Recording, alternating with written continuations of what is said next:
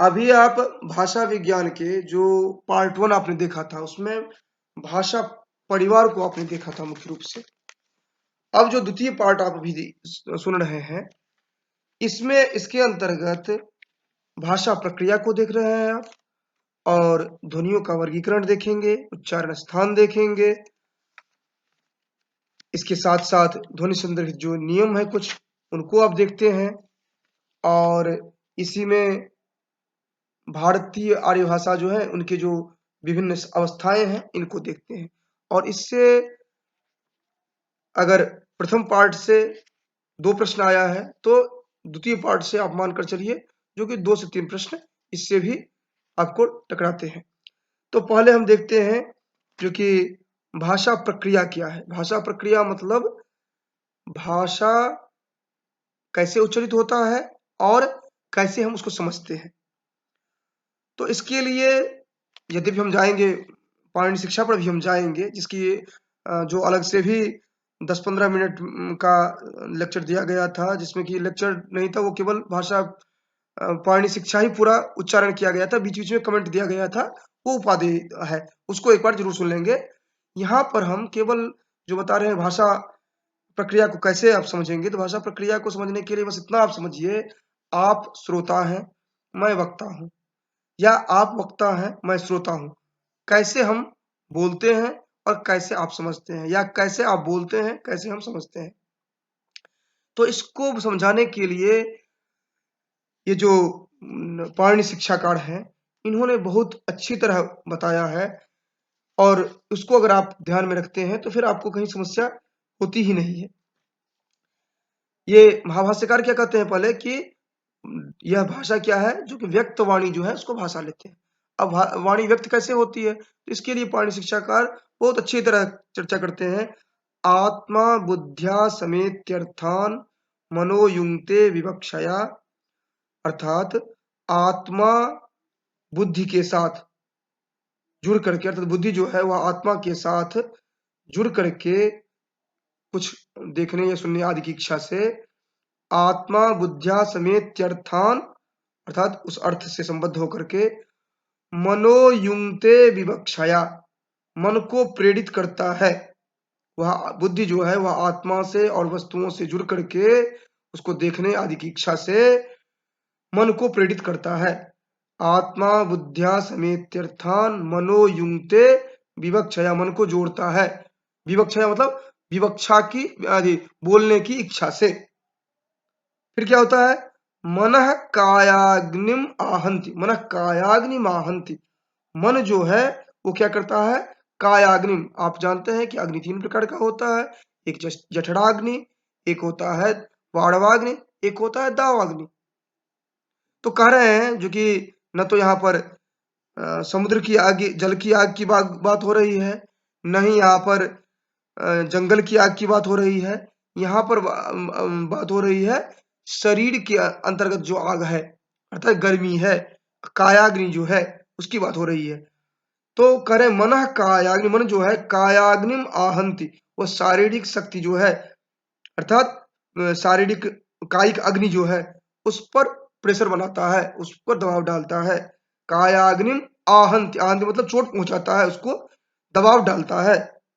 उससे क्या होता है, मन कायाग्निमाहंति, वो क्या करता है, इससे प्रेशर पड़ने पर क्या होता है, सप्रेरयति मारुतम, वह वायु को, प्राणवायु जो है उसको प्रेरित करता है। वहां पर जो वायु है उसको प्रेरित करता है। आप जानते हैं कि नाभि प्रदेश से शुरू होता है यह बोलने की प्रक्रिया। भले हम जब बोलते रहते हैं तो समझ में नहीं आता है कि ये प्रक्रिया कैसे शुरू हो रही है, लेकिन वह नाभि प्रदेश से प्रारंभ होता है। वहां से कह रहे हैं जो कि मन कायाग्नि महंती स्वप्रेरित मारुतम। उसके बाद फिर कहते हैं मारुतस तोरसी चरण, और मारुत जो होता है तो वायु जो है, प्रेरित वायु जो है, श्वास वायु जो है, वह क्या होता है जो कि ये जो विभिन्न अंग है फेफड़ा आदि, वहां से चलते हुए मारुतस तोरसी चरण मंद्रम जनयति स्वरम, वह कोमल ध्वनियों को उत्पन्न करता है, अर्थात भिन्न भिन्न स्थलों पर टकराते हुए वह ध्वनियों को उत्पन्न करता है। और क्या करता है, पुनः बाहर की ओर ले जाकर के मुख के ऊपरी भाग से अवरुद्ध होकर के मुख में पहुंचता है और फिर पंचधा विभक्त ध्वनियों को उत्पन्न करता है। 5 प्रकार से विभक्त ध्वनि जो है उनको उत्पन्न करता है। तो इसमें क्या कर रहे हैं, जो कि यही हुआ आत्मा बुद्ध्या समेत तीर्थान मनोयुंक्ते विवक्षया मनः कायाग्निमाहन्ति स्वप्रेरिति मारुतम मारुतस्तोरसीचरन् मंद्रम जनते जनयति स्वरम प्रातस्वन योगम तम छंदो। फिर आगे चलता है छंदो गायत्री माश्रुतम आदि वो चर्चा करते हैं, वहां पर हमें नहीं जाना है। यहाँ पर प्रक्रिया केवल यही 3 लाइन में है यहाँ पर। और बाद फिर आगे करते हैं सोदीर्णो मूर्धन्य वेतो वक्रमापद्य मारुते है वर्णांजनयते तेषाम विभाग पंचधा स्मृता। यह पंचधा विभक्त ध्वनियों को यही उत्पन्न करता है। अर्थात आपने देखा नाद से प्रारंभ हुआ, नाभि प्रदेश से, फिर ऊपर आते हुए मुख में पहुंचा और तत्स्थलों में टकराते हुए बाहर निकला और अलग अलग उच्चारण स्थान के कारण अलग अलग तरह से ध्वनियां उत्पन्न हुई। तो इस प्रकार हमने देखा जो कि कुल मिलाकर के आत्मा जो है चेतना पक्ष, बुद्धि जो है ज्ञान पक्ष, मन जो है वो प्रेरणा पक्ष और वायु जो है वह संचरण निर्गमन और अवरोध से युक्त शारीरिक पक्ष। इसको ग्रहण करके महर्षि जो पाणिनि शिक्षाकार हैं, इन्होंने बहुत ही सिस्टमेटिक तरीके से किस तरह भाषा प्रक्रिया होती है ये बताया। और यहाँ पर मानसिक प्रत्यय के रूप में भाषा होती है, जो कि जैसे कि हमारे मन में जैसे कहा गया जल, तो हमारे मन में जो पहले से विद्यमान है संप्रत्यय, उसको बोलने की इच्छा से ही तो हम काम करते हैं। ये जो आत्मा बुद्धिया समेत तीर्थान जो कहा गया है, उसी को बोलने के लिए हम काम किए और फिर उच्चारण क्या हुआ, जल।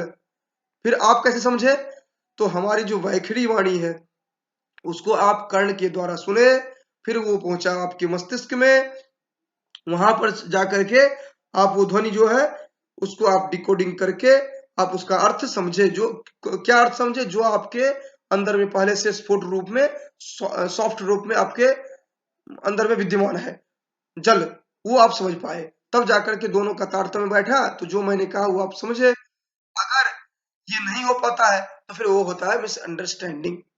ठीक, आगे चलते हैं इसी में भाषा ये अब मिसअंडरस्टैंडिंग की बात जो हमने किया, यहाँ पर हो जा रहा है कि भाषा प्रक्रिया को कौन प्रभावित करता है। जो हम कहते हैं एज इट इज समझ में क्यों नहीं आता है, कहीं पर तो कुछ समस्या होती है जो कि नहीं समझ में आता है, उसका कारण है, अब आगे चर्चा करते हैं। ये भाषा को प्रभावित करने वाले कुछ कारक हैं, इनको ध्यान में रखना होता है हमें। ये हमारा अगला टॉपिक है, अर्थात भाषा प्रक्रिया के बाद भाषा को प्रभावित करने वाले कारक, ये हमारा नेक्स्ट टॉपिक है इसमें, अर्थात सब टॉपिक। इसके प्रभावित करने वाले मुख्य जो होते हैं, इनको आप 2 तरह से देख सकते हैं। एक तो होंगे बाह्य कारक और एक होंगे आभ्यंतर कारक। बाह्य कारक में क्या होते हैं कि जो आपसे बाहर होते हुए आपको प्रभावित करते हैं, और आभ्यंतर कारक में क्या होता है, आपके अंदर ही आपके जो प्रभावित करने वाले कारक होते हैं। बाह्य कारक में क्या होता है, मुख्यतया भौगोलिक, ऐतिहासिक, सांस्कृतिक, साहित्यिक, वैज्ञानिक, वैयक्तिक आदि कारक जो होते हैं। ठीक ना। अब मान लीजिए आप जो कह रहे हैं हमें और हमने कुछ अलग अर्थ उसका समझा, क्यों, क्योंकि हमारे हिसाब से उसका ये अर्थ हमारे जिस भौगोलिक परिवेश में हम रह रहे हैं या जिस संस्कृति में हम रह रहे हैं उसका वो अलग अर्थ होता है, तो हमने उसका अलग अर्थ समझा, तो वहां पर उसको भाषा को प्रभावित कर रहा है संस्कृति या भूगोल भौगोलिक स्थिति। तो इसलिए कर रहे हैं, जो कि बाह्य कारक के अंतर्गत आपको ध्यान में क्यों इतना रखना है, बाह्य कारक के अंतर्गत कौन कौन सा आएगा, ऐतिहासिक, सांस्कृतिक, साहित्यिक, वैज्ञानिक, वैयक्तिक आदि। ठीक, जैसे हम अभी गुस्साए हुए हैं बहुत ज्यादा, आप में कुछ कह रहे हैं, हम उसका कुछ अलग अर्थ ले रहे हैं, तो ये जो बातें जितनी भी आ रही है, अर्थात जो कुछ आपके बाहर घटित हो रही है वो आपको जो प्रभावित कर रही है, उसके कारण जो भाषा ग्रहण करने में या व्यक्त करने में जो प्रभाव उत्पन्न हो रहा है वो बाह्य कारक होगा। और आभ्यंतर कारक में क्या होता है कि आभ्यंतर कारक में इस तरह के जो स्वयं भाषा के अंतर्गत निहित होता है वो आ जाते हैं आंतरिक आभ्यंतर कारक के अंतर्गत। तो आपको एकदम याद करने की जरूरत है, वैसे ही याद रहेगा। बाह्य कारक के अंतर्गत जो बाहरी है, आपसे बाहर है, और जो आपके अंदर है वो हो गया, या भाषा में ही है वो हो गया आभ्यंतर। और आभ्यंतर के अंतर्गत आ जाते हैं कौन कौन? प्रयत्न लाघव, आगम, लोप, विकार, विपर्यय, समीकरण, विषयीकरण, स्वरभक्ति आ जाते हैं, आदि आ जाते हैं। अब इससे प्रश्न बनते हैं बहुत सारे, जैसे कि इस बार अभी हाल में जो परीक्षा दिया गया था उसमें देखा गया, जो कि पूछा गया है, जो कि इसमें से नहीं, वो अर्थ विस्तार में था, वो आगे हम देखेंगे। तो इससे प्रश्न बनते हैं। तो इसमें प्रयत्न लाघव के क्या उदाहरण है, तो वो आप ध्यान रखेंगे, जो कि प्रयत्न लाघव जो है इसमें आगम, लोप, विकार, विपर्यय, समीकरण, विस्मीकरण आदि आते हैं। और फिर दूसरा प्रयत्न लाघव के अनंतर अभ्यंतर कारक में हम देखते हैं बल, फिर भावातिरेक, फिर अपूर्ण अनुकरण। अब पहला जो है प्रयत्न लाघव, उसके अंतर्गत आगम, लोप, वर्ण विकार, वर्ण विपर्यय, समीकरण, विस्मीकरण को हम देखते हैं। आगम के अंतर्गत उदाहरण देखते हैं, जैसे आप कहते हैं स्पष्ट को अस्पष्ट बोलते हैं, स्थिर को अस्थिर बोलते हैं, ये आगम के अंतर्गत आ गया, जो कि एक कोई वर्ण एडिशनल जुड़ जाते हैं किसी प्रभाव विशेष के कारण। इसी तरह लोप जो है, जैसे आप कहते हैं ज्येष्ठ, जेठ हो जाता है, श्रेष्ठ कहते हैं सेठ हो जाता है, दुग्ध का दूध हो जाता है, या स्थल का स्थल हो जाता है, इस तरह का लोप हुआ। विकार के अंतर्गत जैसे कहते हैं साग, कहते हैं साग, साग में परिवर्तन हो जाता है, स्तन कहते हैं वो थन में परिवर्तन हो जाता है, ये विकार के उदाहरण हुए।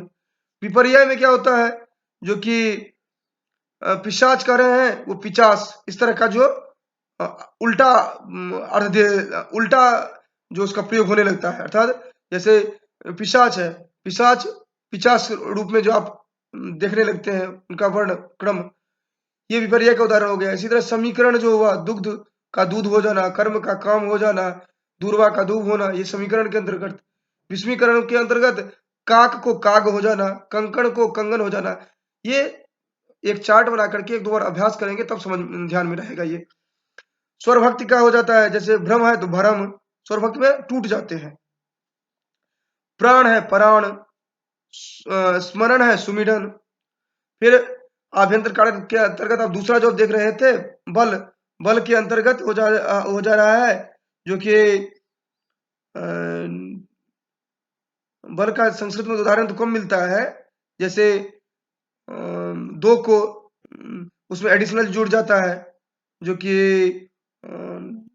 एडिशनल जो अतिरिक्त जो हम उसमें जोड़ करके अर्थ देखते हैं, जैसे जाएंगे तो उसके अंतर्गत आ जाता है कि जाएंगे, ये वो तो अन्य भाषाओं में देखते हैं, जो कि जय करेंगे, या दो है तो दो ठो, इस तरह करके जो जुड़ता है। फिर भावातिरेक में प्रेम क्रोध आदि के कारण, आदि के कारण जो होता है, जैसे कि बेटी का बिटिया हो जाना, बाबू का बबुआ होना, इस तरह का जो उदाहरण बनता है, ये भावातिरेक का हो गया।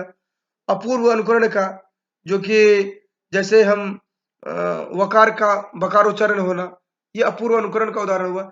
तो ये हो गए आभ्यंतर कारण। बाह्य कारण में आपने देखा था भौगोलिक आदि देखा था, आभ्यंतर में आपने चार्ट देखा है, प्रयत्न लाघव, बल, भावातिरेक, अपूर्व अनुकरण, और प्रयत्न लाघव में आपने वर्ण आगम, वर्ण लोप, वर्ण विकार आदि आपने देखा है। अब नेक्स्ट जो सब टॉपिक है वो है ध्वनि। ये वाग यंत्र जो है, वो हम जो वहां पर चर्चा किए थे, आत्मा बुद्धिया समेत अर्थान, और कहा गया था जो कि तत्त स्थानों में टकराते हुए पंचधा स्वर को उत्पन्न करेंगे। तो वहां पर यह बताया गया था, जो कि वाग यंत्र बताया गया। और वाग यंत्र जो है, इसमें आप लघु सिद्धांत कौमुदी में जो दिया गया है एक क्रम से, अकुह विसर्जनीय नाम कंठ, ये जो क्रम से 10 बताए गए हैं, उनको आप एज इट इज याद कर लें तो बेहतर रहेगा।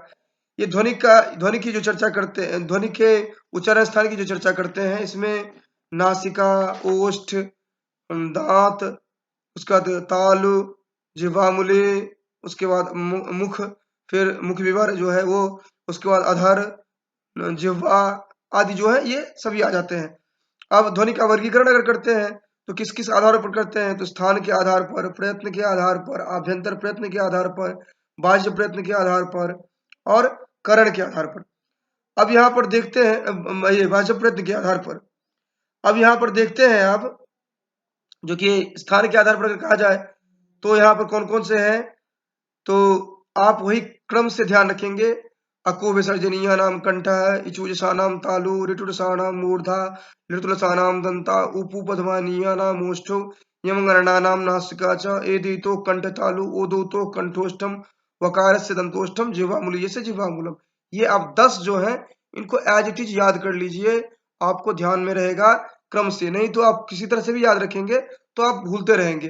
जैसे अकुह विसर्जनीय नाम कंठ, अ जो होगा, कवर्ग जो होगा, हकार जो होगा उसका और विसर्ग जो होगा उसका उच्चारण स्थान कंठ होगा। इकार चवर्ग यौस का उच्चारण स्थान तालु होगा। उसके बाद ऋकार टवर्ग डौसा का उच्चारण स्थान मूर्धा होगा। उसी तरह लिकार तवर्ग लौसा का उच्चारण स्थान दांत होगा। उकार पवर्ग और उपदमानी, उपदमानी कहते हैं आधा विसर्ग पहले होगा प से उसको उपदमानी कहते हैं, इसका उच्चारण स्थान ओठ होगा। उसके बाद यम गण पंचम वर्ण है, इनका उच्चारण स्थान अनुनासिक अर्थात नासिका होगा। ये अनुनासिक है, इनका नासिका होगा। यदि तो ए और ई का उच्चारण स्थान कंठ और तालु होगा। क्यों? तो आप जानते हैं जो कि एक कैसे बनता है, अ और ई मिलकर के। अ का उच्चारण स्थान कंठ, ई का उच्चारण स्थान तालु, इसीलिए ए कंठ तालु हो जाएगा। ओ दो तो ओ कैसे बनता है, अ और उ, तो अ का उच्चारण स्थान कंठ, उ का उच्चारण स्थान ओष्ठ, तो इसीलिए कंठोष्ठ हो गया ओ और ऊ का। वकार का दांत और ओठ हो गया। उसके बाद जिह्वामुनि कहते हैं क ख से पहले आधा जो विसर्ग होता है उसको जिह्वामुनि कहते हैं। ठीक, इस तरह आप 10 मात्र उच्चारण स्थान देखते हैं और इस उच्चारण स्थान को इस क्रम 10 जो देखते हैं आप लघु सिद्धांत कौमुदी के पंक्ति, उस 10 पंक्ति के आधार पर आप पूरा याद रख सकते हैं उच्चारण स्थान कौन कौन सा है। उसके बाद आप प्रयत्न देखते हैं। प्रयत्न 2 तरह के हैं, एक है आभ्यंतर प्रयत्न, दूसरा देखते हैं बाह्य प्रयत्न। आभ्यंतर प्रयत्न जो है ये 5 प्रकार के हैं। स्पृष्ट, ईषद स्पृष्ट, ईषद विवृत, विवृत और संवृत। स्पृष्ट, ईषद, ईषद का अर्थ थोड़ा सा, स्पृष्ट का अर्थ टच करना।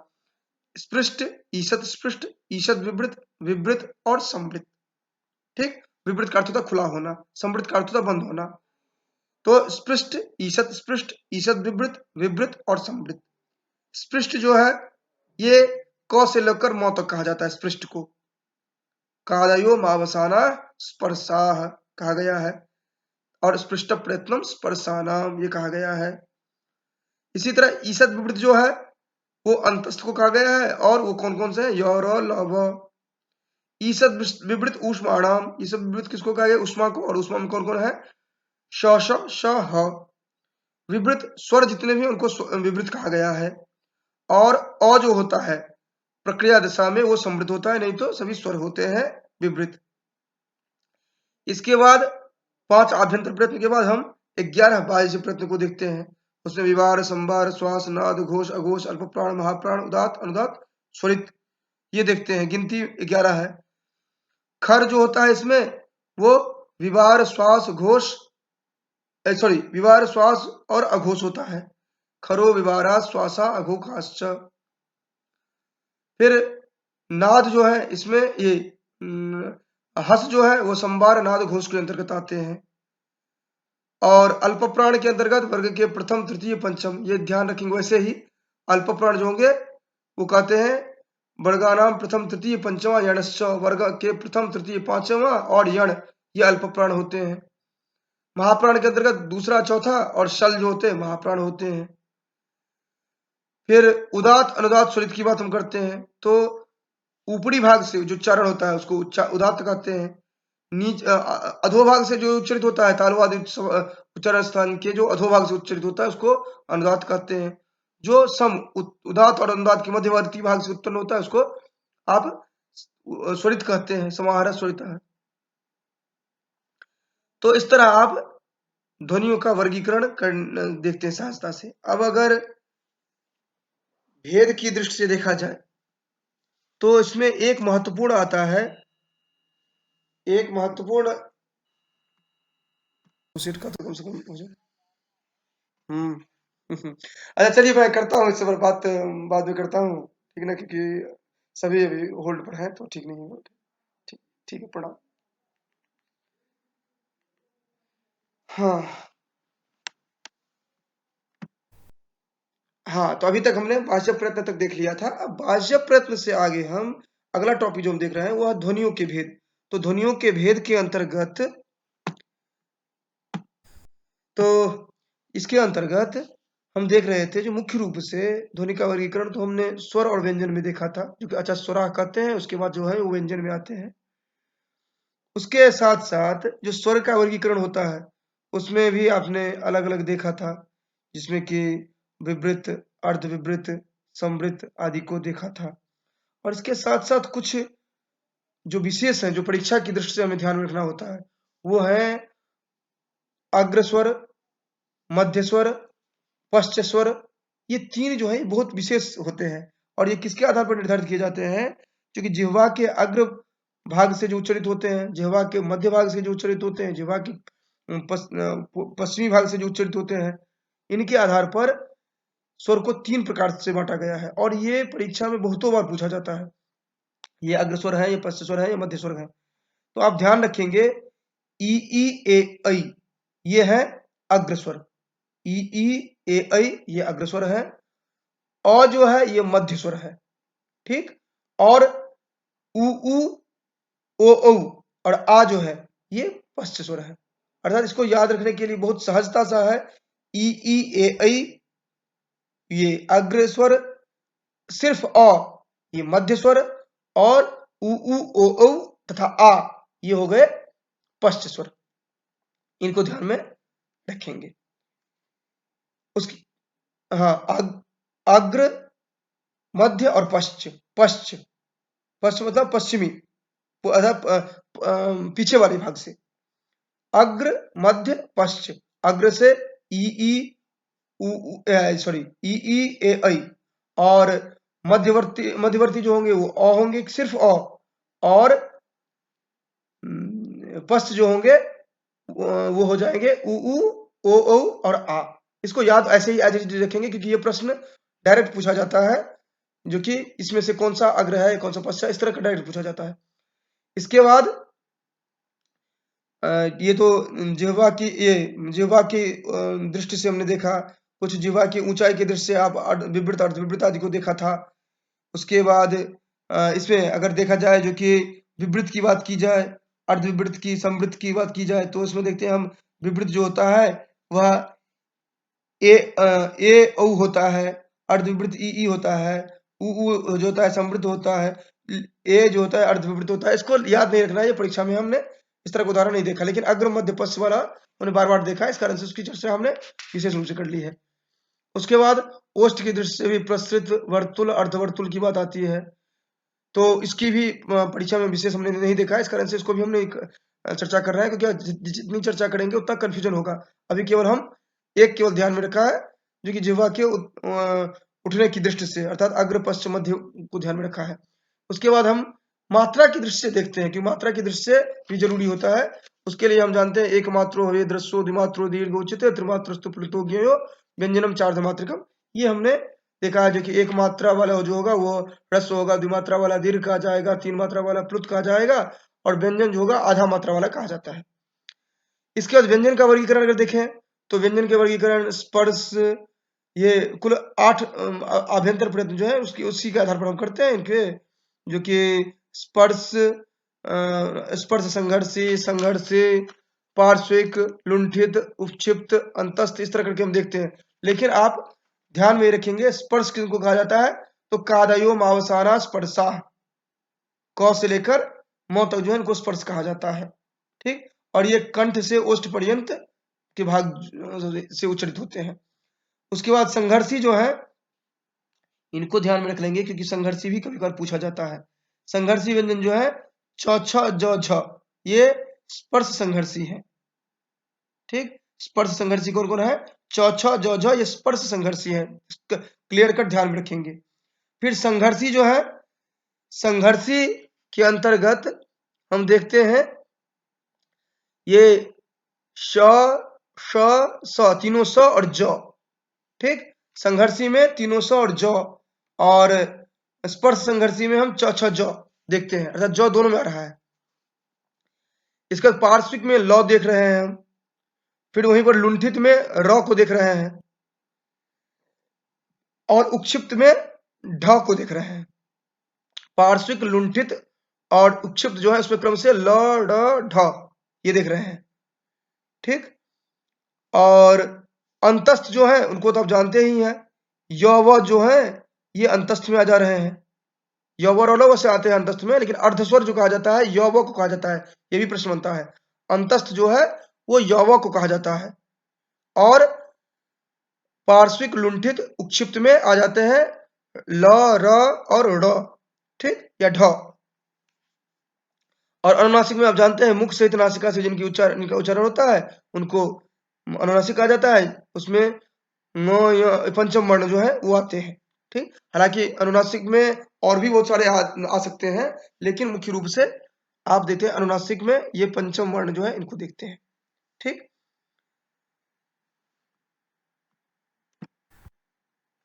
अब अगला जो टॉपिक हमारा होता है, अर्थात ये हम इनके प्रकार भेद देख लिए थे, इसके बाद हम देखते हैं ध्वनि संबंधी कुछ नियम दिए गए हैं।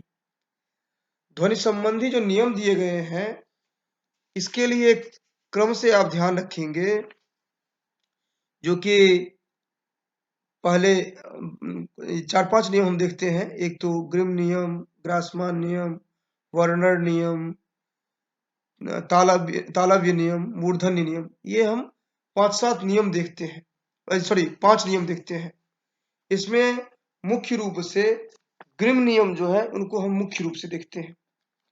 ग्रिम नियम जो है इनको हम मुख्य रूप से देखते हैं, और इसके लिए एक चार्ट आपको ध्यान में रखना चाहिए ताकि आपको समझ में आ सके। ये कुल 5 नियम हैं, और पांचों के हम चार्ट देखते हैं, पांचों के हम 2 चार्ट देखेंगे और रेस्ट उनका नियम बताएंगे हम। पहला है ग्रिम नियम। ग्रिम नियम जो है यह आप इस तरह ध्यान में रखेंगे, जो कि मूल भारोपी ग्रिम नियम के 2 पार्ट हैं। एक तो है मूल भारोपीय भाषा से मूल भारोपीय से जर्मन भाषा में जिनका प्रस्थान हुआ, अर्थात मूल भारोपीय से जो जर्मन में जो गए, जर्मन में जो उनका कन्वर्जन हुआ। और दूसरा है उच्च जर्मन से निम्न जर्मन। उच्च जर्मन से अभिप्राय आप समझिए जो कि हाई लेवल का जो जर्मन रहा है उसको कहिए उच्च जर्मन समझिए आप। जैसे हिंदी में आप कहते हैं हाई क्लास का तत्समनिष्ठ जो है उनको जो आप कहते हैं, इसी तरह आप समझिए क्योंकि हाई क्लास का जो जर्मन है उनकी बात कर रहे हैं। अर्थात ग्रिम नियम के अंतर्गत 2 पार्ट देखते हैं, एक मूल भारोपी से जर्मन और फिर दूसरे में देखते हैं उच्च जर्मन से निम्न जर्मन। मूल भारोपीय से जो जर्मन में देखते हैं कन्वर्जन, वो इस तरह देखते हैं आप, जो कि प्रथम जो है वर्ण क त प वो ख थ प में बदल जाता है या घ ध भ में बदल जाता है। 2 आप ध्यान रखेंगे, क त प जो है वो ख थ प में या घ ध भ में बदल जाता है, ठीक। इसका आप इस तरह से ध्यान रखेंगे, जो कि अघोष अल्प प्राण जो है वो महाप्राण में बदल जाएंगे, महाप्राण जो होंगे वो घोष अल्प प्राण में बदल जाएंगे। अर्थात क त प आप एक त्रिकोण बनाएंगे, ऊपर में लिखेंगे ख थ प घ ध भ, साइड वाले में क त प, दूसरे साइड वाले में ग ध भ, और एरो का चिन्ह क्रम से आगे बढ़ते हुए देंगे सबका, जो कि अभी टेलीग्राम पर हम इसका स्कैन करके भी हम डाल दे रहे हैं। तो मूल भारोपी, इसमें ध्यान इतना रखना है ग्रिम नियम में मूल भारोपीय से जर्मन, फिर उच्च सेकंड स्टेप में जर्मन से उच्च जर्मन से निम्न जर्मन। मूल भारोपीय से क्या होगा, अघोष अल्पप्राण महाप्राण में कन्वर्ट होगा, और महाप्राण जो है वो घोष अल्पप्राण में कन्वर्ट होगा। अर्थात अघोष अल्पप्राण महाप्राण में, महाप्राण जो होगा घोष अल्पप्राण में। अर्थात एक जो होगा वो 2 में, और इसका सूत्र तो कुछ अलग तरह से बनाया था, क्या बनाया था? इसका बनाया था 1 2 4 में, 2 4 3 में, 3 जो है 1 में चेंज होगा। चलिए, इसमें यही दो पार्ट में ध्यान रखेंगे। एक है मूल भारोपीय जर्मन से ये टेलीग्राम पर चार्ट करके जो भी भेजा गया है उसको आप देखेंगे तो आपको क्लियर होगा। जब वो तो ये जो चार्ट ये टेलीग्राम पर दिया गया है उसके आधार पर देखेंगे। यहाँ पर जो मूल भारोपीय, ये 2 स्टेप में होता है ग्रिम नियम। मूल भारोपीय से जर्मन में, फिर उच्च जर्मन से निम्न जर्मन में। अर्थात मूल भारोपीय जो है वह कन्वर्ट हुआ जर्मन में, और जर्मन में जब कन्वर्ट हुआ तो of course high class German रहा होगा, जर्मन लैंग्वेज। और इन दोनों में आप ध्यान रखेंगे बहुत सालों का अंतर है। ये जो मूल भारोपीय से जर्मन में कन्वर्ट हुए और फिर दूसरा स्टेप जो हुआ जर्मन से उच्च जर्मन से निम्न जर्मन, वो उनमें बहुत सालों का अंतर है। कदाचित 100 साल से काफी से ज्यादा का अंतर है, इस तरह का है। तो फर्स्ट वाले में क्या होता है, कथपो जो है खथपो और घधो में बदलता है, और उसके बाद दूसरा जो महाप्राण जो है वो ये महाप्राण जो है ये क्रमशः थर्ड जो है गौदबो इसमें चेंज हो जाते हैं। निम्न जर्मन में क्या, उच्च जर्मन से निम्न जर्मन में जो कन्वर्ट होता है उसमें क्या हो जाता है, कथप खथप में बदलता है, खथप गौदब में बदलता है, गौदब फिर कथप में बदलता है। इस तरह का कन्वर्जन होता है इसमें।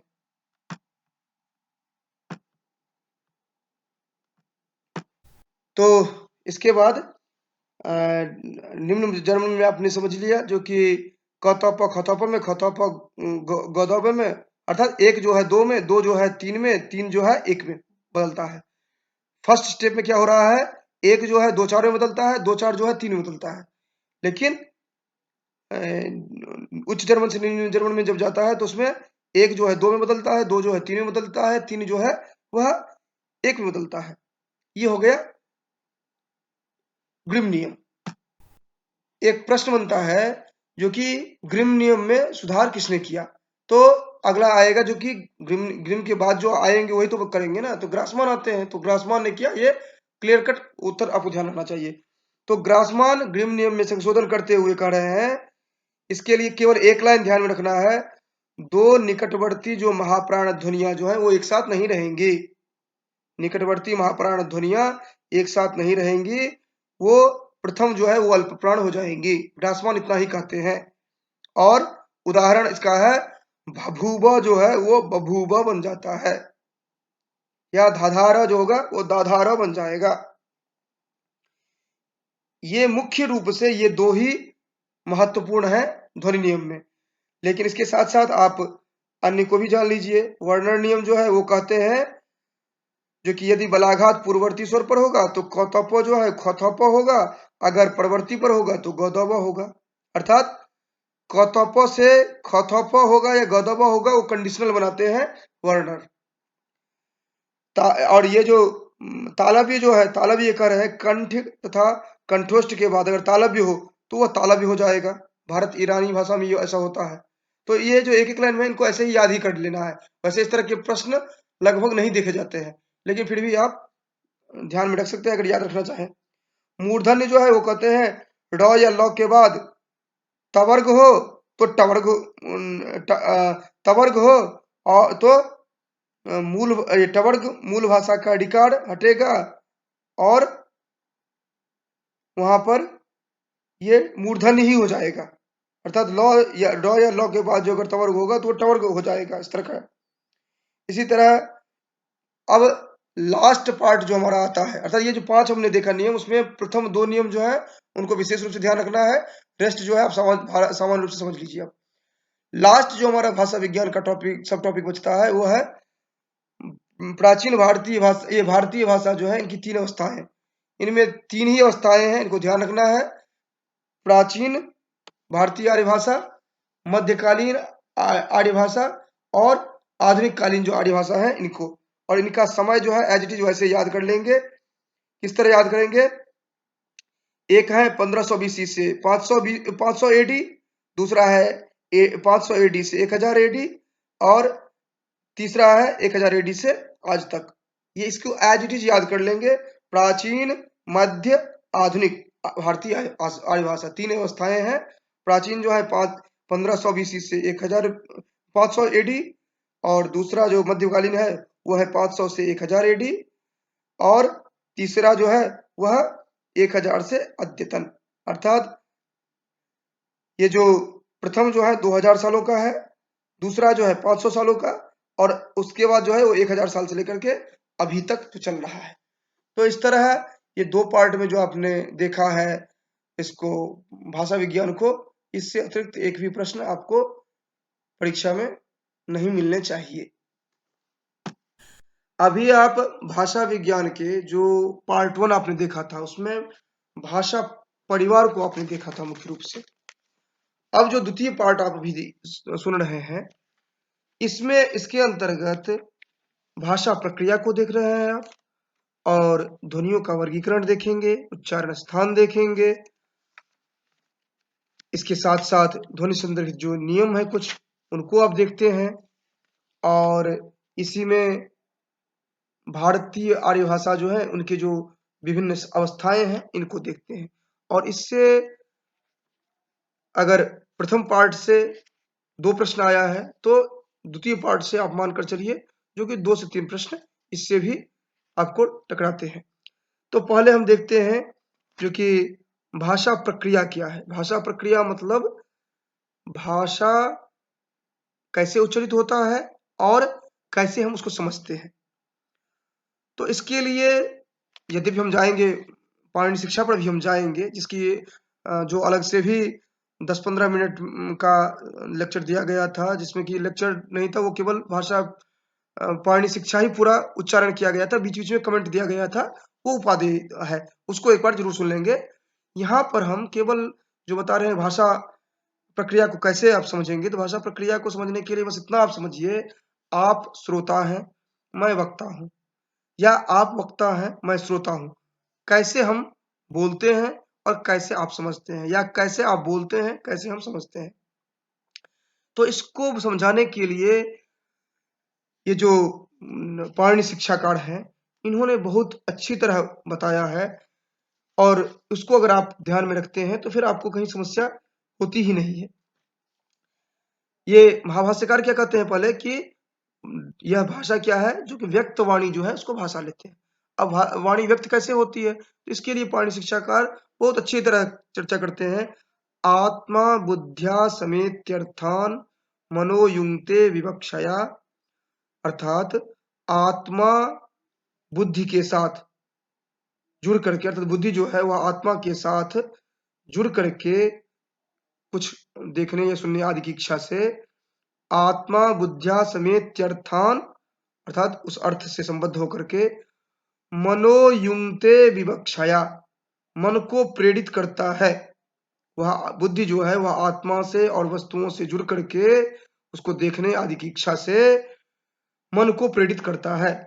आत्मा बुद्ध्या समेत्यर्थान मनोयुंक्ते विवक्षया, मन को जोड़ता है। विवक्षया मतलब विवक्षा की आदि बोलने की इच्छा से। फिर क्या होता है, मनः कायाग्निम आहंति, मनः कायाग्निम आहंति, मन जो है वो क्या करता है, कायाग्निम, आप जानते हैं कि अग्नि 3 प्रकार का होता है, एक जठराग्नि, एक होता है वाड़वाग्नि, एक होता है दावाग्नि। तो कह रहे हैं जो कि न तो यहाँ पर समुद्र की आग, जल की आग की बात हो रही है, न ही यहाँ पर जंगल की आग की बात हो रही है, यहाँ पर बात हो रही है शरीर के अंतर्गत जो आग है, अर्थात गर्मी है, कायाग्नि जो है उसकी बात हो रही है। तो करे मनः कायाग्नि, मन जो है कायाग्निम आहंति, वो शारीरिक शक्ति जो है, अर्थात शारीरिक कायिक अग्नि जो है उस पर प्रेशर बनाता है, उस पर दबाव डालता है। कायाग्निम आहंति, आहंति मतलब चोट पहुंचाता है, उसको दबाव डालता है। उससे क्या होता है, मन कायाग्निमाहंति, वो क्या करता है, इससे प्रेशर पड़ने पर क्या होता है, सप्रेरयति मारुतम, वह वायु को, प्राणवायु जो है उसको प्रेरित करता है, वहां पर जो वायु है उसको प्रेरित करता है। आप जानते हैं कि नाभि प्रदेश से शुरू होता है यह बोलने की प्रक्रिया। भले हम जब बोलते रहते हैं तो समझ में नहीं आता है कि प्रक्रिया कैसे शुरू हो रही है, लेकिन वह नाभि प्रदेश से प्रारंभ होता है। वहां से कह रहे हैं जो कि मन कायाग्नि महंती स्वप्रेरित मारुतम, उसके बाद फिर कहते हैं मारुतस तोरसी चरण, और मारुत जो होता है तो वायु जो है, प्रेरित वायु जो है, श्वास वायु जो है, वह क्या होता है, जो कि ये जो विभिन्न अंग है फेफड़ा आदि, वहां से चलते हुए मारुतस तोरसी चरण मंद्रम जनयति स्वरम, वह कोमल ध्वनियों को उत्पन्न करता है, अर्थात भिन्न भिन्न स्थलों पर टकराते हुए वह ध्वनियों को उत्पन्न करता है। और क्या करता है, पुनः बाहर की ओर ले जाकर के मुख के ऊपरी भाग से अवरुद्ध होकर के मुख में पहुंचता है, और फिर पंचधा विभक्त ध्वनियों को उत्पन्न करता है। 5 प्रकार से विभक्त ध्वनि जो है उनको उत्पन्न करता है। तो इसमें क्या कर रहे हैं, जो कि यही हुआ आत्मा बुद्ध्या समेत अर्थान मनोयुक्ते विवक्षया मन कायाग्नि महंति स्वप्रेरिति मारुतम मारुतस्तोरसी चरण मंद्रम जनयति स्वरम प्रातः स्वन योगम तम छंदो, फिर आगे चलता है छंदो गायत्री माश्रुतम आदि, वो चर्चा करते हैं, वहां पर हमें नहीं जाना है, यहाँ पर प्रक्रिया केवल यही 3 लाइन में है यहाँ पर। और बाद फिर आगे करते हैं सोदीर्णो मूर्धन्य वेतो वक्रमापद्य मारुत है वर्णांजनयते तेषाम विभाग पंचधा स्मृता, यह पंचधा विभक्त ध्वनियों को यही उत्पन्न करता है। अर्थात आपने देखा नाद से प्रारंभ हुआ नाभि प्रदेश से, फिर ऊपर आते हुए मुख में पहुंचा और तत्स्थलों में टकराते हुए बाहर निकला, और अलग अलग उच्चारण स्थान के कारण अलग अलग तरह से ध्वनियां उत्पन्न हुई। तो इस प्रकार हमने देखा जो कि कुल मिलाकर के आत्मा जो है चेतना पक्ष, बुद्धि जो है ज्ञान पक्ष, मन जो है वो प्रेरणा पक्ष, और वायु जो है वह संचरण निर्गमन और अवरोध से युक्त शारीरिक पक्ष। इसको ग्रहण करके महर्षि जो पाणिनि शिक्षाकार हैं, इन्होंने बहुत ही सिस्टमेटिक तरीके से किस तरह भाषा प्रक्रिया होती है ये बताया। और यहाँ पर मानसिक प्रत्यय के रूप में भाषा होती है, जो कि जैसे कि हमारे मन में जैसे कहा गया जल, तो हमारे मन में जो पहले से विद्यमान है संप्रत्यय, उसको बोलने की इच्छा से ही तो हम काम करते हैं। ये जो आत्मा बुद्धिया समेत तीर्थान जो कहा गया है, उसी को बोलने के लिए हम काम किए, और फिर उच्चारण क्या हुआ, जल। फिर आप कैसे समझे, तो हमारी जो वैखरी वाणी है उसको आप कर्ण के द्वारा सुने, फिर वो पहुंचा आपके मस्तिष्क में, वहां पर जाकर के आप वो ध्वनि जो है उसको आप डिकोडिंग करके आप उसका अर्थ समझे। जो क्या अर्थ समझे, जो आपके अंदर में पहले से स्फुट रूप में, सॉफ्ट रूप में आपके अंदर में विद्यमान है जल, वो आप समझ पाए, तब जाकर के दोनों का तारतम्य बैठा, तो जो मैंने कहा वो आप समझे। अगर ये नहीं हो पाता है तो फिर वो होता है मिसअंडरस्टैंडिंग। ठीक, आगे चलते हैं इसी में भाषा ये अब मिसअंडरस्टैंडिंग की बात जो हमने किया, यहाँ पर हो जा रहा है कि भाषा प्रक्रिया को कौन प्रभावित करता है। जो हम कहते हैं एज इट इज समझ में क्यों नहीं आता है, कहीं पर तो कुछ समस्या होती है जो कि नहीं समझ में आता है, उसका कारण है, अब आगे चर्चा करते हैं। ये भाषा को प्रभावित करने वाले कुछ कारक हैं, इनको ध्यान में रखना होता है हमें। ये हमारा अगला टॉपिक है, अर्थात भाषा प्रक्रिया के बाद भाषा को प्रभावित करने वाले कारक, ये हमारा नेक्स्ट टॉपिक है इसमें, अर्थात सब टॉपिक। इसके प्रभावित करने वाले मुख्य जो होते हैं, इनको आप 2 तरह से देख सकते हैं, एक तो होंगे बाह्य कारक और एक होंगे आभ्यंतर कारक। बाह्य कारक में क्या होते हैं कि जो आपसे बाहर होते हुए आपको प्रभावित करते हैं, और आभ्यंतर कारक में क्या होता है, आपके अंदर ही आपके जो प्रभावित करने वाले कारक होते हैं। बाह्य कारक में क्या होता है, मुख्यतया भौगोलिक, ऐतिहासिक, सांस्कृतिक, साहित्यिक, वैज्ञानिक, वैयक्तिक आदि कारक जो होते हैं। ठीक ना। अब मान लीजिए आप जो कह रहे हैं हमें, और हमने कुछ अलग अर्थ उसका समझा, क्यों, क्योंकि हमारे हिसाब से उसका ये अर्थ हमारे जिस भौगोलिक परिवेश में हम रह रहे हैं या जिस संस्कृति में हम रह रहे हैं उसका वो अलग अर्थ होता है, तो हमने उसका अलग अर्थ समझा। तो वहां पर उसको भाषा को प्रभावित कर रहा है संस्कृति या भौगोलिक स्थिति। तो इसलिए कर रहे हैं जो कि बाह्य कारक के अंतर्गत आपको ध्यान में केवल इतना रखना है, बाह्य कारक के अंतर्गत कौन कौन सा आएगा, ऐतिहासिक, सांस्कृतिक, साहित्यिक, वैज्ञानिक, वैयक्तिक आदि। ठीक, जैसे हम अभी गुस्साए हुए हैं बहुत ज्यादा, आप में कुछ कह रहे हैं, हम उसका कुछ अलग अर्थ ले रहे हैं। तो ये जो बातें जितनी भी आ रही है, अर्थात जो कुछ आपके बाहर घटित हो रही है वो आपको जो प्रभावित कर रही है, उसके कारण जो भाषा ग्रहण करने में या व्यक्त करने में जो प्रभाव उत्पन्न हो रहा है वो बाह्य कारक होगा। और आभ्यंतर कारक में क्या होता है कि आभ्यंतर कारक में इस तरह के जो स्वयं भाषा के अंतर्गत निहित होता है वो आ जाते हैं आंतरिक आभ्यंतर कारक के अंतर्गत। तो आपको एकदम याद करने की जरूरत है, वैसे ही याद रहेगा। बाह्य कारक के अंतर्गत जो बाहरी है, आपसे बाहर है, और जो आपके अंदर है वो हो गया, या भाषा में ही है वो हो गया आभ्यंतर। और आभ्यंतर के अंतर्गत आ जाते हैं कौन कौन, प्रयत्न लाघव, आगम, लोप, विकार, विपर्यय, समीकरण, विषयीकरण, स्वरभक्ति आ जाते हैं, आदि आ जाते हैं। अब इससे प्रश्न बनते हैं बहुत सारे, जैसे कि इस बार अभी हाल में जो परीक्षा दिया गया था उसमें देखा गया, जो कि पूछा गया है, जो कि इसमें से नहीं, वो अर्थ विस्तार में था, वो आगे हम देखेंगे। तो इससे प्रश्न बनते हैं। तो इसमें प्रयत्न लाघव के क्या उदाहरण है, तो वो आप ध्यान रखेंगे, जो कि प्रयत्न लाघव जो है इसमें आगम, लोप, विकार, विपर्यय, समीकरण, विस्मीकरण आदि आते हैं। और फिर दूसरा प्रयत्न लाघव के अनंतर अभ्यंतर कारक में हम देखते हैं बल, फिर भावातिरेक, फिर अपूर्ण अनुकरण। अब पहला जो है प्रयत्न लाघव, उसके अंतर्गत आगम, लोप, वर्ण विकार, वर्ण विपर्यय, समीकरण, विस्मीकरण को हम देखते हैं।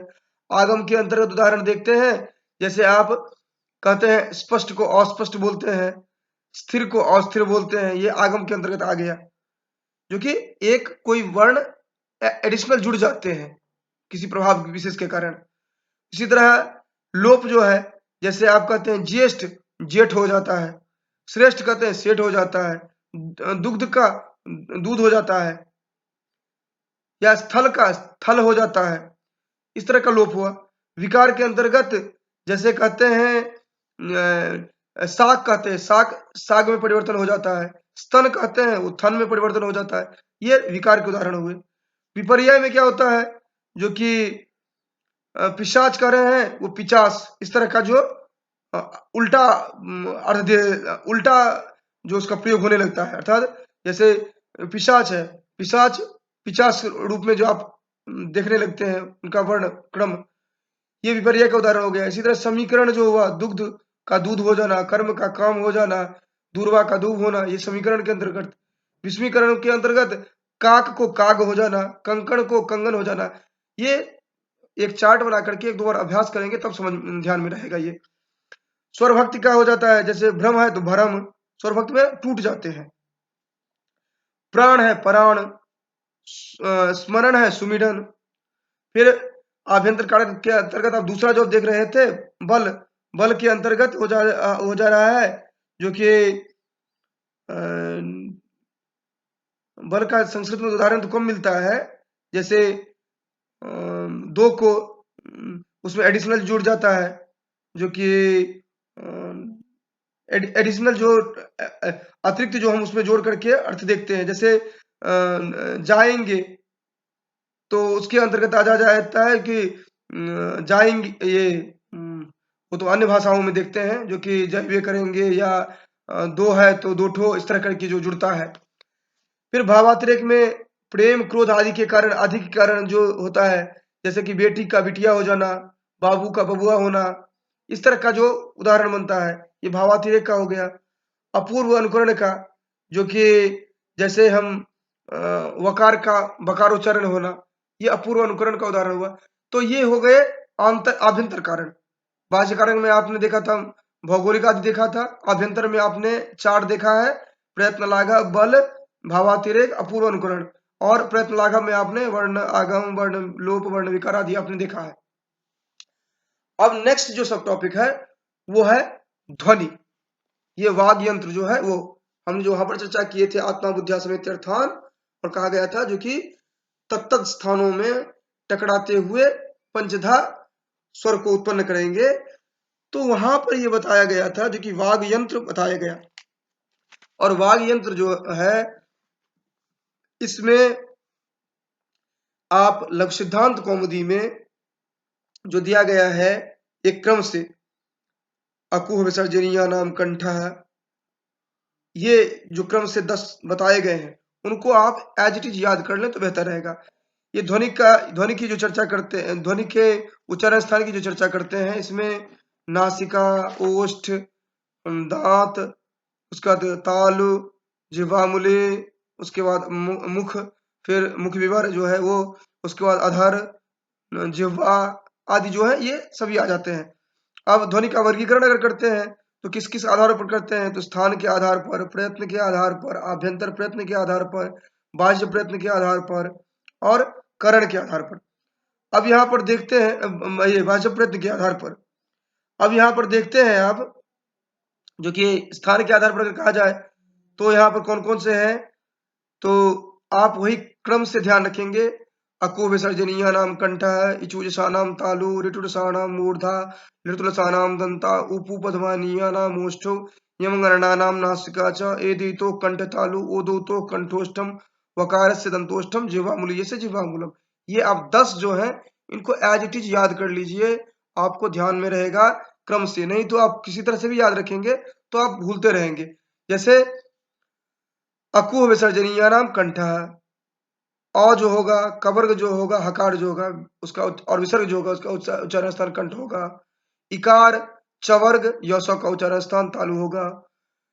उसके बाद ऋकार टवर्ग डौसौ का उच्चारण स्थान मूर्धा होगा। उसी तरह लिकार तवर्ग लौसौ का उच्चारण स्थान दांत होगा। उकार पवर्ग और उपदमानी, उपदमानी कहते हैं आधा विसर्ग पहले होगा प से उसको उपदमानी कहते हैं, इसका उच्चारण स्थान ओठ होगा। उसके बाद यम गण पंचम वर्ण इनका उच्चारण स्थान अनुनासिक अर्थात नासिका होगा, ये अनुनासिक है, इनका नासिका होगा। यदि तो ए और ई का उच्चारण स्थान कंठ और तालु होगा। क्यों, तो आप जानते हैं जो कि एक कैसे बनता है, अ और ई मिलकर के, अ का उच्चारण स्थान कंठ, ई का उच्चारण स्थान तालु, इसीलिए ए कंठ तालु हो जाएगा। ओ दो तो ओ कैसे बनता है, अ और उ, तो अ का उच्चारण स्थान कंठ, उ का उच्चारण स्थान ओष्ठ, तो इसीलिए कंठोष्ठ हो गया ओ और ऊ का। वकार का दांत और ओठ हो गया।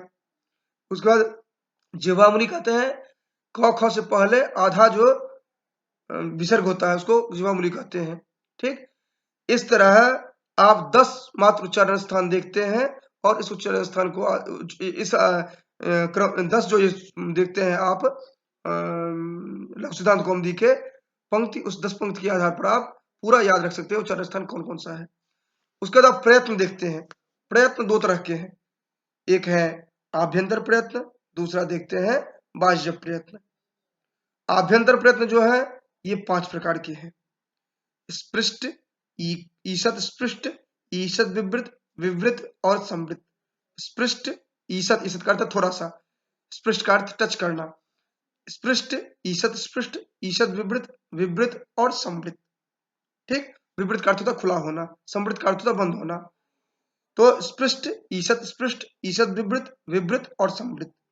स्पृष्ट जो है ये क से लेकर म तक कहा जाता है। स्पृष्ट को कादयो मावसाना स्पर्शाह कहा गया है, और स्पृष्ट प्रयत्नम स्पर्शानाम ये कहा गया है।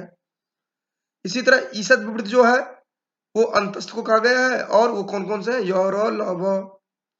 ईषद विवृत ऊष्माणाम, ईषद विवृत किसको कहा गया, उष्मा को, और उष्मा में कौन कौन है, श श श ह। विवृत स्वर जितने भी उनको विवृत कहा गया है, और अ जो होता है प्रक्रिया दशा में वो समृद्ध होता है, नहीं तो सभी स्वर होते हैं विवृत। इसके बाद 5 आभ्यंतर प्रयत्न के बाद हम 11 बाह्य प्रयत्न को देखते हैं। उसमें विवार, संवार, श्वास, नाद, घोष, अघोष, अल्प प्राण, महाप्राण, उदात, अनुदात, स्वरित, ये देखते हैं। गिनती 11 है। खर जो होता है इसमें वो विवार, श्वास, घोष, सॉरी विवार, श्वास और अघोष होता है।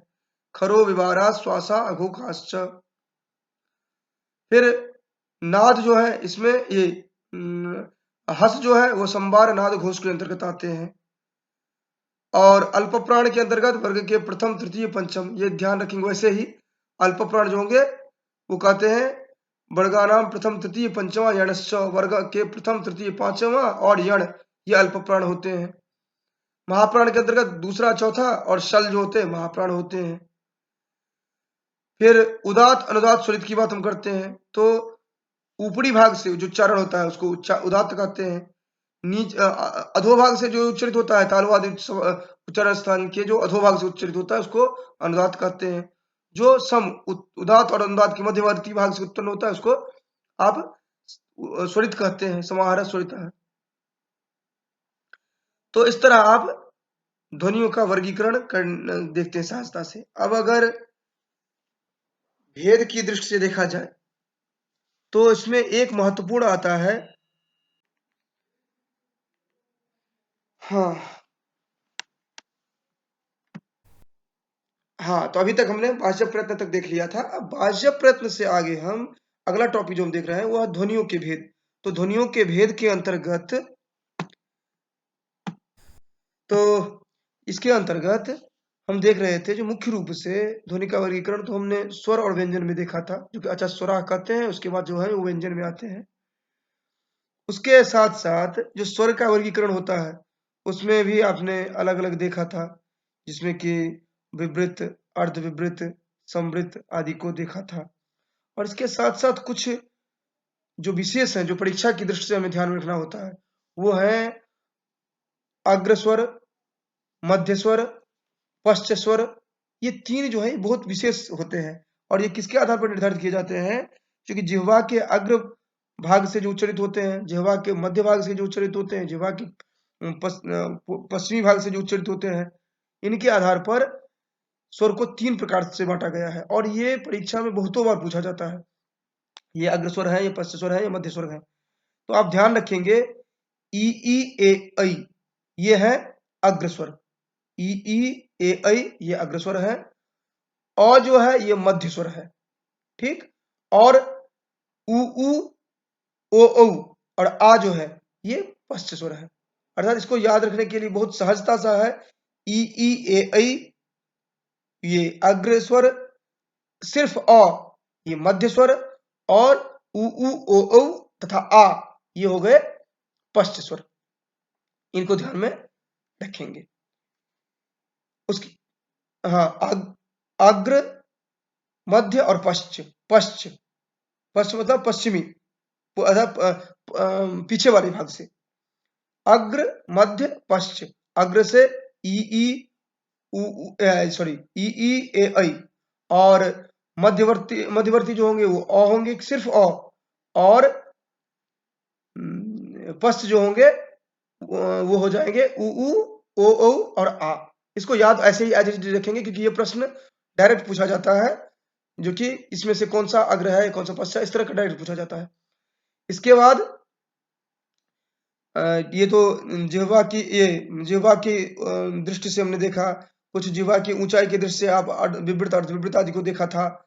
उसके बाद इसमें अगर देखा जाए जो कि विवृत की बात की जाए, अर्धविवृत की, समवृत की बात की जाए, तो इसमें देखते हैं हम विवृत जो होता है वह ए औ होता है, अर्धविवृत ई होता है, उ जो होता है समवृत होता है, ए जो होता है अर्धविवृत होता है। इसको याद नहीं रखना है, ये परीक्षा में हमने इस तरह का उदाहरण नहीं देखा, लेकिन अग्र मध्य पश्च वाला हमने बार बार देखा है, इस कारण से उसकी चर्चा हमने विशेष रूप से कर ली है। उसके बाद ओष्ठ की दृष्टि से भी प्रसृत, वर्तुल, अर्धवर्तुल की बात आती है, तो इसकी भी परीक्षा में विशेष हमने नहीं देखा, इस कारण से इसको भी हमने चर्चा कर रहे हैं, क्योंकि जितनी चर्चा करेंगे उतना कंफ्यूजन होगा। अभी केवल हम एक केवल ध्यान में रखा है, जो कि जिह्वा के उठने की दृष्टि से, अर्थात अग्र पश्च मध्य को ध्यान में रखा है। उसके बाद हम मात्रा की दृष्टि से देखते हैं कि मात्रा की दृष्टि से भी जरूरी होता है। उसके लिए हम जानते हैं एक मात्रो हवे दृश्यो द्विमात्रो दीर्घ उचित त्रिमात्रस्तु प्लुतो ज्ञेयो व्यंजनम चार्धमात्रिकम। ये हमने देखा है, जो कि एक मात्रा वाला जो होगा वो ह्रस्व होगा, द्विमात्रा वाला दीर्घ कहा जाएगा, तीन मात्रा वाला प्लुत कहा जाएगा, और व्यंजन जो होगा आधा मात्रा वाला कहा जाता है। इसके बाद व्यंजन का वर्गीकरण अगर देखें तो व्यंजन के वर्गीकरण स्पर्श, ये कुल 8 आभ्यंतर प्रयत्न जो है उसकी उसी के आधार पर हम करते हैं इनके, जो कि स्पर्श, स्पर्श संघर्षी, संघर्षी, पार्श्विक, लुंठित, उपक्षिप्त, अंतस्थ, इस तरह करके हम देखते हैं। लेकिन आप ध्यान में रखेंगे स्पर्श किनको कहा जाता है, तो कादयो मावसाना स्पर्शा, क से लेकर म तक जो है इनको स्पर्श कहा जाता है। ठीक, और ये कंठ से ओष्ठ पर्यंत के भाग से उच्चारित होते हैं। उसके बाद संघर्षी जो है, इनको ध्यान में रख लेंगे क्योंकि संघर्षी भी कभी कभार पूछा जाता है। संघर्षी व्यंजन जो है छ छ ज झ, ये स्पर्श संघर्षी है। ठीक, स्पर्श संघर्षी कौन कौन है, छ छ ज झ, ये स्पर्श संघर्षी है, क्लियर कट ध्यान में रखेंगे। फिर संघर्षी जो है, संघर्षी के अंतर्गत हम देखते हैं ये श, श, स, तीनों स और ज। ठीक, संघर्षी में तीनों स और ज, और स्पर्श संघर्षी में हम छ छ ज देखते हैं, अर्थात ज दोनों में आ रहा है। इसका पार्श्विक में ल देख रहे हैं हम, फिर वहीं पर लुंठित में र को देख रहे हैं, और उक्षिप्त में ढ को देख रहे हैं। पार्श्विक, लुंठित और उक्षिप्त जो है उसमें क्रम से ल, ड, ढ ये देख रहे हैं। ठीक, और अंतस्थ जो है उनको तो आप जानते ही हैं, य व जो है ये अंतस्थ में आ जा रहे हैं। य व र ल से आते हैं अंतस्थ में, लेकिन अर्धस्वर जो कहा जाता है य व को कहा जाता है, ये भी प्रश्न बनता है। अंतस्थ जो है वो य व को कहा जाता है, और पार्श्विक, लुंठित, उक्षिप्त में आ जाते हैं ल, र और ड़। ठीक, या ढ। और अनुनासिक में आप जानते हैं मुख सहित नासिका से इनका उच्चारण होता है, उनको अनुनासिक कहा जाता है। उसमें न पंचम वर्ण जो है वो आते हैं। ठीक, हालांकि अनुनासिक में और भी बहुत सारे आ सकते हैं, लेकिन मुख्य रूप से आप देखते हैं अनुनासिक में ये पंचम वर्ण जो है इनको देखते हैं। ठीक,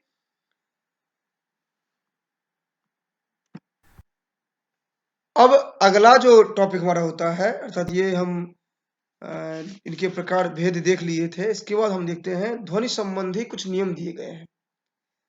ध्वनि संबंधी जो नियम दिए गए हैं, इसके लिए एक क्रम से आप ध्यान रखेंगे, जो कि पहले 4-5 नियम हम देखते हैं। एक तो ग्रिम नियम, ग्रासमान नियम, वर्नर नियम, तालव्य नियम, मूर्धन्य नियम, ये हम 5-7 नियम देखते हैं, सॉरी 5 नियम देखते हैं।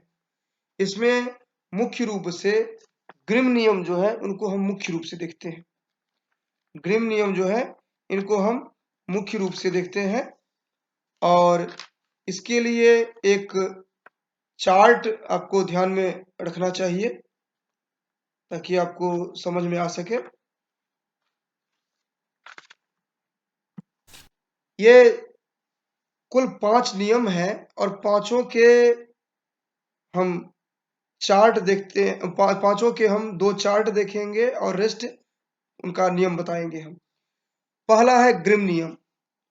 ग्रिम नियम जो है यह आप इस तरह ध्यान में रखेंगे, जो कि मूल भारोपी, ग्रिम नियम के 2 पार्ट हैं। एक तो है मूल भारोपीय भाषा से, मूल भारोपीय से जर्मन भाषा में जिनका प्रस्थान हुआ, अर्थात मूल भारोपीय से जो जर्मन में जो गए, जर्मन में जो उनका कन्वर्जन हुआ।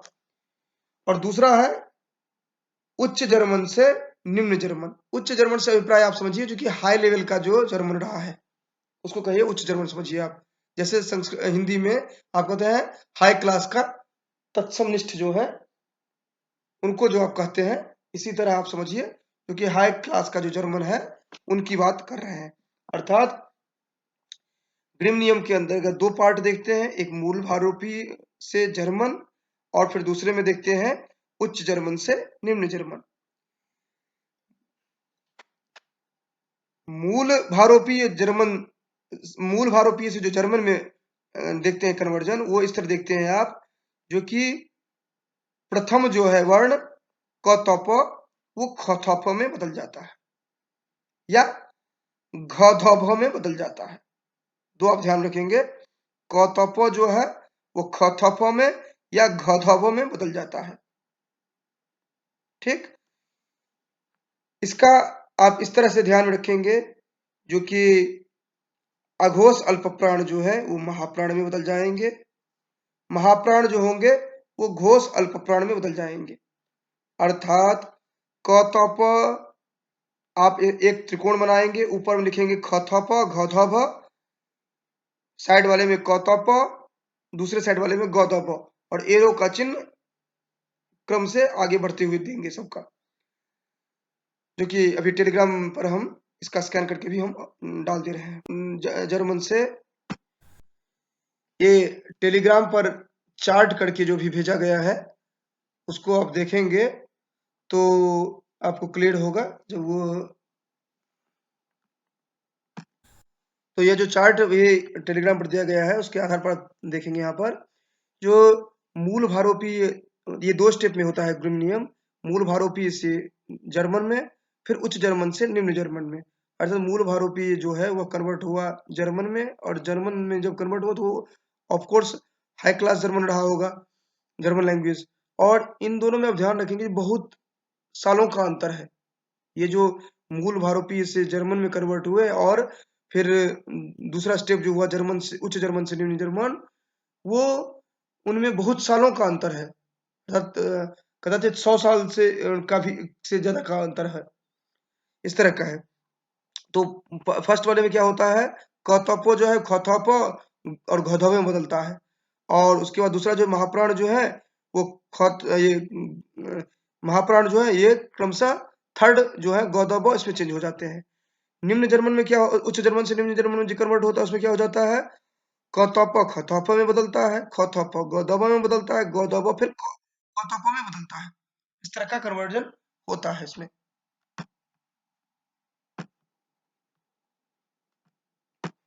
तो इसके बाद निम्न जर्मन में आपने समझ लिया जो कि कथप खथप में, खथप गदब में, अर्थात एक जो है 2 में, 2 जो है 3 में, 3 जो है 1 में बदलता है। फर्स्ट स्टेप में क्या हो रहा है, एक जो है 2 4 में बदलता है, 2 4 जो है 3 में बदलता है। लेकिन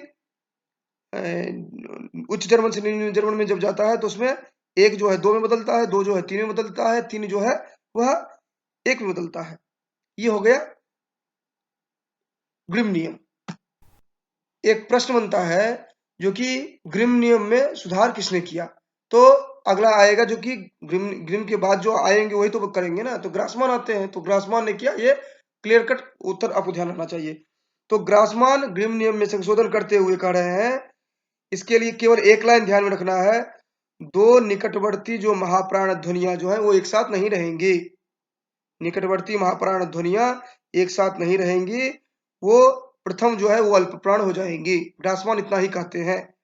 और उदाहरण इसका है भभूबा जो है वो बभूबा बन जाता है, या धाधारा जो होगा वो दाधारा बन जाएगा। ये मुख्य रूप से ये 2 ही महत्वपूर्ण है ध्वनि नियम में। लेकिन इसके साथ साथ आप अन्य को भी जान लीजिए। वर्णन नियम जो है वो कहते हैं जो कि यदि बलाघात पूर्ववर्ती स्वर पर होगा तो कौतप जो है खथप होगा, अगर परवर्ती पर होगा तो गौदब होगा। अर्थात कौतप से खथप होगा या गौदब होगा, वो कंडीशनल बनाते हैं वर्णर। और ये जो तालव्य जो है, तालव्य ये कह रहे हैं कंठ तथा कंठोष्ठ के बाद अगर तालव्य हो तो वह तालव्य हो जाएगा। भारत ईरानी भाषा में ये ऐसा होता है। तो ये जो एक एक लाइन में इनको ऐसे ही याद ही कर लेना है। वैसे इस तरह के प्रश्न लगभग नहीं देखे जाते हैं, लेकिन फिर भी आप ध्यान में रख सकते हैं अगर याद रखना चाहें। मूर्धन्य जो है वो कहते हैं ड या ल के बाद तवर्ग हो तो टवर्ग, तवर्ग हो और तो मूल टवर्ग मूल भाषा का अधिकार हटेगा, और वहां पर ये मूर्धन्य ही हो जाएगा। अर्थात ल या ड या ल के बाद जो अगर तवर्ग होगा तो वो टवर्ग हो जाएगा, इस तरह का। इसी तरह अब लास्ट पार्ट जो हमारा आता है, अर्थात ये जो 5 हमने देखा नियम, उसमें प्रथम 2 नियम जो है उनको विशेष रूप से ध्यान रखना है, रेस्ट जो है आप सामान्य रूप से समझ लीजिए। आप लास्ट जो हमारा भाषा विज्ञान का टॉपिक सब टॉपिक बचता है वो है प्राचीन भारतीय भाषा। ये भारतीय भाषा जो है इनकी 3 अवस्थाएं हैं, इनमें 3 ही अवस्थाएं हैं, इनको ध्यान रखना है। प्राचीन भारतीय आर्य भाषा, मध्यकालीन आर्य भाषा, और आधुनिक कालीन जो आर्य भाषा है इनको, और इनका समय जो है एज इट इज वैसे याद कर लेंगे। किस तरह याद करेंगे? एक है 1520 से 500 एडी, दूसरा है 500 एडी से 1000 एडी, और तीसरा है 1000 एडी से आज तक। ये इसको एज इट इज याद कर लेंगे। प्राचीन, मध्य, आधुनिक भारतीय आर्य भाषा, 3 अवस्थाएं हैं।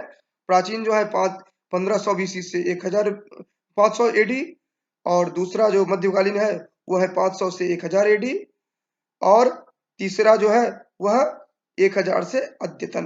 अर्थात ये जो प्रथम जो है 2000 सालों का है, दूसरा जो है 500 सालों का, और उसके बाद जो है वो 1000 साल से लेकर के अभी तक जो चल रहा है। तो इस तरह ये 2 पार्ट में जो आपने देखा है इसको, भाषा विज्ञान को, इससे अतिरिक्त एक भी प्रश्न आपको परीक्षा में नहीं मिलने चाहिए।